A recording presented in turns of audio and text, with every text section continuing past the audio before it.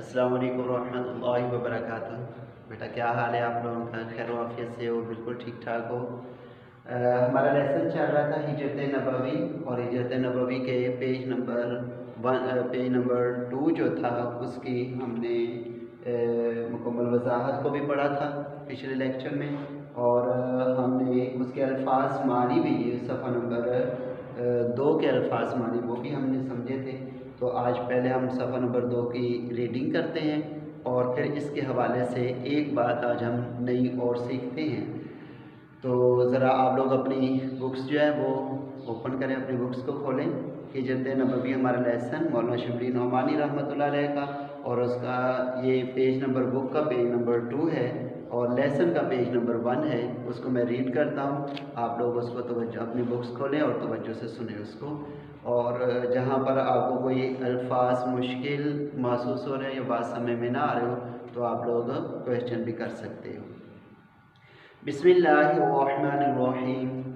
हिजरत नबवी सल्लल्लाहु अलैहि वसल्लम। इस वक्त जबकि दावत हक़ के जवाब में हर तरफ से तलवार की झनकारें सुनाई दे रही थी, हाफ़िज़े आलम ने मुसलमानों को दारुल अमान मदीना की तरफ रुख करने का हुक्म दिया, लेकिन ख़ुद वजूद अक़दस सल्लल्लाहु अलैहि वसल्लम जो इन सितमगारों का हकीकी हदफ था, अपने लिए हुक्म खुदा का मुंतज़िर था। नबूवत का 13वां साल शुरू हुआ और अक्सर सहाबा रज़ी अल्लाह ताला अन्हुम अजमाइन मदीने पहुँच चुके, तो वही इलाही के मुताबिक हज़रत सल्लल्लाहु अलैहि वसल्लम ने भी मदीने का अज़म फरमाया। कुरैश ने देखा कि अब मुसलमान मदीने में जाकर ताकत पकड़ते चलते जाते हैं और वहाँ इस्लाम फैलता जाता है, चुनांचा उन लोगों ने मुख्तलिफ राय पेश की। एक ने कहा मोहम्मद सल्लल्लाहु अलैहि वसल्लम के हाथ पाँव में जंजीरें डालकर मकान में बंद कर दिया जाए। दूसरे ने कहा जिलावतन कर देना काफ़ी है। अबू जहल ने कहा हर कबीले से एक शख्स इंतखाब हो और पूरा मजमा एक साथ मिलकर तलवारों से उनका खात्मा कर दे। इस सूरत में उनका खून तमाम कबाइल में बढ़ जाएगा और आले हाशिम अकेले तमाम कबाइल का मुकाबला ना कर सकेंगे। इस आखिर राय पर इत्तिफाक हो गया और झटपटे से आकर रसूल अकरम सल्लल्लाहु अलैहि वसल्लम के आस्ताना मुबारक का मुहासरा कर लिया। अहले अरब जनाना मकान के अंदर घुसना मायूब समझते थे, इसलिए बाहर ठहरे रहे कि हज़रत सल्लल्लाहु अलैहि वसल्लम निकले तो ये फ़र्ज़ अदा किया जाए। रसूल अकरम सल्लल्लाहु अलैहि वसल्लम से कुरैश को इस दर्जा अदावत थी, ताहम आपकी दयानत पर ये एतमाद था कि जिस शख्स को कुछ अमानत या असबाब अमानत रखना होता था तो आप सल्लल्लाहु अलैहि वसल्लम के पास लाकर रखता था। इस वक्त भी आप सल्लल्लाहु अलैहि वसल्लम के पास बहुत सी अमानतें जमा थी। आप सल्लल्लाहु अलैहि वसल्लम को कुरैश के इरादे की पहले से खबर हो चुकी थी। इस बिना पर जनाब अमीर हज़रत अली रज़ी अल्लाह ताला अन्हु को बुलाकर फरमाया मुझको हिजरत का हुक्म हो चुका है, मैं आज मदीना रवाना हो जाऊंगा, तुम मेरे पलंग पर मेरी चादर ओढ़ कर सो रहो। सुबह को सबकी अमानतें जाकर वापस दे आना। ये सख्त ख़तरे का मौका था। जनाब अमीर को मालूम हो चुका था कि कुरैश आपके कत्ल का इरादा कर चुके हैं और आज रसूल सल्लल्लाहु अलैहि वसल्लम का बिस्तर ख्वाब कत्लगाह की ज़मीन है, लेकिन फ़ातिह खैबर के लिए कत्लेगाह फर्शे गुल था। ये जो बेटा मैंने सफ़ा नंबर 2 को रीड किया, आपने भी इसको अच्छे तरीके से सुना। आप लोगों ने इसको 3 दफ़ा ऐसे ही रीड करना है اور اس کو ایسے اچھے طریقے سے اس کو پڑھنا ہے. جن الفاظ کی سمجھ میں نہ آئے وہ آپ کویشچن کر کے پوچھ سکتے ہو. جہاں مفہوم سمجھ میں نہ آئے وہ آپ لوگ پوچھ سکتے ہو. میں نے کوشش کی ہے کہ وہ مفہوم آپ کا اس میں اچھے طریقے سے کلیئر ہو جائے. ایک تو بیٹا آپ لوگوں نے اس کو اچھے طریقے سے پڑھنا ہے، اور دوسرا جو اہم بات جو ہم نے اس میں سے سمجھنی ہے اور وہ اقتباس کی تشریح. ایک ہمارا سوال ہے، اس سوال کو ہم سمجھتے ہیں اور یہاں پر آپ کو ہوم ورک بھی دیتا ہوں کہ ہمارا ایک سوال ہوتا ہے کہ جیسے پیپر میں بھی بات آتی ہوتی ہے کہ 2 اقتباس دیے جاتے ہیں اور کہا جاتا ہے ان کے اقتباس کی تشریح لکھیں. لیکن اقتباس کی تشریح کے اندر چند باتیں جو ہیں وہ پوچھی جاتی ہیں. وہ کیسے لکھنی اقتباس کی تشریح، میں اس کو آپ کے ساتھ یہاں پر ڈسکس کرتا ہوں. آپ لوگوں نے اس کو اچھے طریقے سے سمجھنا ہے، اور سمجھ میں اگر کہیں کوئی پرابلم آ رہی ہو، نہ سمجھ میں آ رہا ہو، تو آپ لوگوں نے سوال کر کے اس کو پوچھ لینا ہے. اور یہ اقتباس کی تشریح جو ہے وہ اصل میں سوال یہ ہوتا ہے کہ میں سوال یہاں پر لکھتا ہوں کہ جو ہمارے پیپرز کے اندر بھی سوال آتا ہے، بورڈ کے پیپر میں بھی سوال آتا ہے. تو یہ یوں ہوتا ہے، سوال یوں ہے: مندرجہ ذیل اقتباسات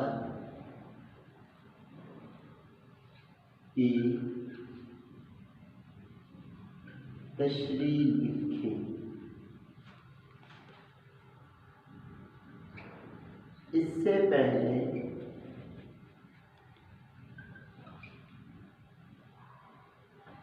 حوالہ متن، مصنف کا نام اور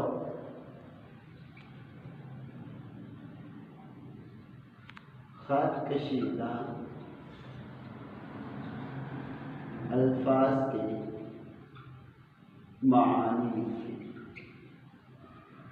اب یہ جو سوال ہے، اس سوال کے اندر ہم سے انہوں نے چند چیزیں پوچھی ہیں: تشریح، حوالہ متن، مصنف کا نام، خط کشیدہ الفاظ. وہ یہ 4 ہم سے انہوں نے سوال کیے ہیں. اس کو لکھنا اب ہم نے کیسے ہے تو وہ لکھنے کا طریقہ بتاتا ہوں، اور تشریح کیسے کرنی ہے وہ تشریح کا طریقہ آپ لوگوں کو سمجھاتا ہوں.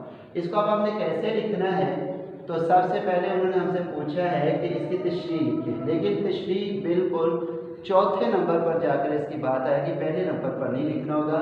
اس لیے لکھا جاتا ہے اس سے پہلے حوالہ متن، مصنف کا نام، خط کشیدہ الفاظ. اب ہمیں اس کو کیسے لکھنا ہے وہ آپ کو سمجھاتا ہوں. سب سے پہلے ہم نے اس کا لکھنا ہے، یعنی سوال کو لکھنا ہے. جواب لکھتے وقت ہم نے کارنر پر لکھا جواب. پھر اب ہم نے اس کا آغاز کرنا ہے حوالہ متن. بیٹا حوالہ متن جو ہے، حوالہ متن کا مطلب یہ ہوتا ہے، ویسے تو حوالہ متن کے اندر سبق کا نام اور مصنف کا نام، جیسے ہمارا سبق ہجرت نبوی اور مصنف مولانا شبلی نعمانی رحمۃ اللہ علیہ. اگر جسٹ ہم حوالہ متن کی بات کریں تو حوالہ متن میں مصنف کا نام بھی آتا ہے، سبق کا نام بھی آتا ہے. لیکن انہوں نے کیونکہ الگ سے ہم سے مصنف کا نام پوچھ لیا ہے تو اس لیے یہاں حوالہ متن سے مراد ہے سبق کا نام. تو جہاں پر آئے گی بات کہ اقتباس کی تشریح لکھو، وہاں لکھو گا حوالہ متن. حوالہ متن کا مطلب ہے کہ سبق کا نام. تو یہاں پر ہم ہجرت نبوی صلی اللہ علیہ وسلم یہ لکھیں گے.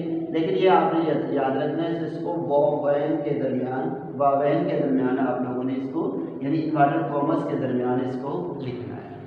اچھا جی، دوسرا ہمارا سوال تھا، دوسری بات جو تھی وہ مصنف کا نام. یہ ہم مارکر یوز کریں گے یہاں پر، مصنف کا نام یہ ہے. اور مثلا ہمارے مصنف کا نام وہ بھی انورٹڈ کاماز کے درمیان مولانا شبلی نعمانی رحمۃ اللہ علیہ، اور اس کو ہم انورٹڈ کاماز میں کریں گے. اور تیسرا جو ہے، تیسرا آپشن جو ہے، تیسری بات جو ہمارے پاس ہے وہ ہے خط کشیدہ الفاظ. خط کشیدہ الفاظ یہ میرا یہ جو اس پیراگراف کے اندر، جیسے ابھی میں آپ لوگوں کو ہائی لائٹ کرواتا ہوں، تو جو خط کشیدہ الفاظ ہوں گے ان الفاظ کو ہم الفاظ اور معنی سے ہم وہ الفاظ اور معنی یہاں پر لکھیں گے. اب چوتھی جگہ پر جا کر یعنی چوتھا جو سٹیپ ہوگا اس میں وہ تشریح کا ہوگا، یعنی اینڈ پر ہم چلے جائیں گے اور اینڈ پر الفاظ معنی کے بعد ہم عنوان لکھیں گے تشریح کا، اس کے بعد ربط کا نشان ڈالیں گے اور پھر اس کے بعد ہم تشریح لکھیں گے۔ تو اس طریقے سے یہ لکھنے کا انداز ہمارا ہونا چاہیے، سب سے پہلے حوالہ متن، پھر مصنف کا نام، پھر خط کشیدہ الفاظ اور پھر تشریح۔ اور یہاں پر آپ نے مارکر یوز کرنا ہے، حوالہ متن کو لکھتے ہوئے مصنف کا نام، خط کشیدہ الفاظ یہ لکھتے وقت اور تشریح کے یہ الفاظ لکھتے وقت آپ لوگوں نے مارکر یوز کرنی ہے، اور یہ آپ لوگوں نے پین یا پوائنٹر وغیرہ یوز کرنی، بال پین وغیرہ وہ یوز نہیں کرنی آپ لوگوں نے۔ تو یہ لکھنے کا انداز یہ ہوا۔ ابھی تک میں نے جو آپ سے بات کی کہ اقتباس کی تشریح کا جب یہ سوال آتا ہے اس کو ہم نے لکھنا کیسے، ابھی صرف میں نے آپ سے لکھنے کی بات کی ہے۔